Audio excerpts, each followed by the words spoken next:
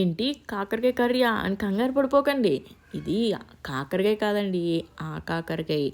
ఆ కాకరకాయలో అసలు చేదనేదే ఉండదండి. ఆరోగ్యానికి కూడా చాలా మంచిది. ఎలా చేసుకోవాలో చూద్దాం వచ్చేయండి. ఉల్లిపాయ, పచ్చిమిర్చి చిన్నగా కట్ చేసుకున్న కాకరకాయ ముక్కలు. స్టవ్ ఆన్ చేసి ప్యాన్ పెట్టుకుని, ఒక 3 చెంచాలు నూనె వేసుకుని, ఉల్లిపాయ, పచ్చిమిరపకాయ లైట్‌గా వేపుకోవాలండి. కొంచెం ఉప్పు, పసుపు వేసి మంచిగా వేపుకొని 1 స్పూన్ అల్లం వెల్లుల్లి పేస్ట్ వేసుకుని పచ్చి వాసన పోయేదాకా వేపేసుకోవాలండి. చిన్నగా కట్ చేసి పెట్టుకున్న కాకరకాయ ముక్కలు వేసుకుని ఒకసారి కలుపుకుని మూత పెట్టేసి మంచిగా మగ్గనిచ్చేద్దాం.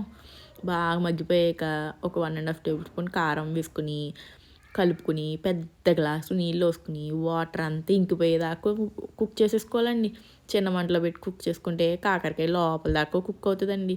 లాస్ట్‌లో 1 స్పూన్ గరం మసాలా వేసుకుని సర్వ్ చేసుకుంటే వేడి వేడి అన్నంలో కాకరకాయ కూడా ఎంత అమోఘంగా ఉంటుందా అనిపిస్తుందండి. అంత బాగుంటుంది. సబ్స్క్రైబ్ చేసుకోండి.